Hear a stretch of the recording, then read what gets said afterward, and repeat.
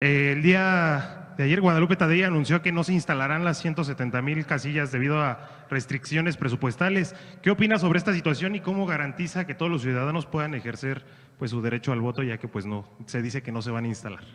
Yo creo que sería muy bueno que el INE dijera en qué va a gastar, porque ellos originalmente pidieron más presupuesto que en el 2024. Recuerden que 2024 fue el año de la elección más grande que había habido en la historia de México.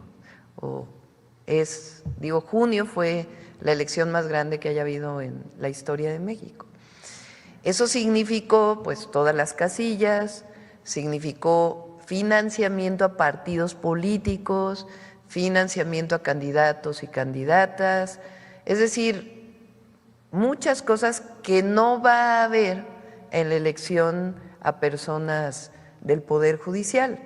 No va a haber financiamiento a campañas y en este caso, pues la pregunta es, ¿en qué se va a gastar? Los partidos políticos no tienen un financiamiento adicional como es en la época de elecciones. Para que ustedes tengan una idea, 7,000 millones de pesos, que es el monto que se planteó y que se aprobó en el presupuesto de egresos de la Federación, es lo que costó los 2 cablebuses de la Ciudad de México. 7,000 millones de pesos es lo que costó 2 veces el trolebús elevado de 8 kilómetros que se hizo en la Ciudad de México. 7,000 millones de pesos es lo que vamos a invertir el próximo año en distintos lugares de Guerrero para hacer carreteras, para hacer la mejora del sistema de agua potable de Acapulco.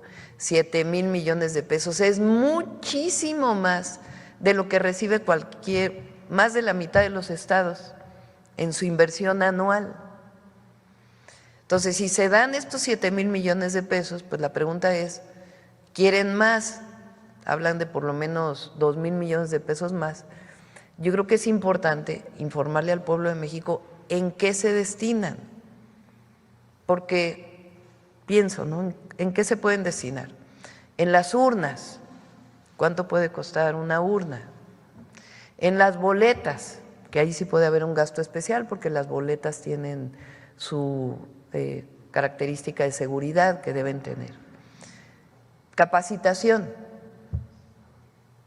Ahora, la mayoría, o bueno, los servidores que van a estar en las casillas, pues son voluntarios, igual que en las elecciones. No va a haber representación de partidos políticos. Entonces la pregunta es, ¿cómo van a destinar estos 7,000 millones de pesos que la Cámara de Diputados les asignó?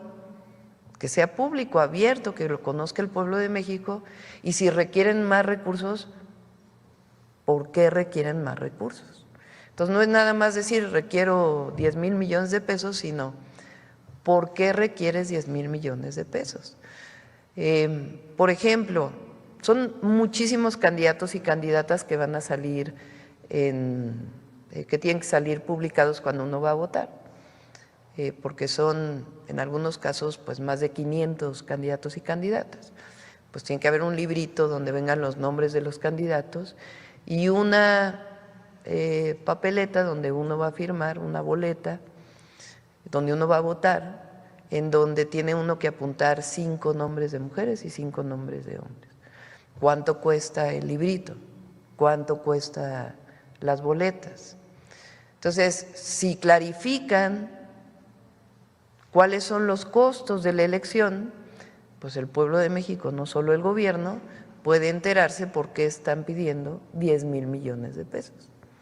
Entonces, esa es la solicitud, que el INE transparente la elección y por qué dicen que van a reducir a la mitad el número de casillas. Entonces, en la medida que transparenten eso, pues el pueblo de México puede saber por qué se gasta tanto en la elección.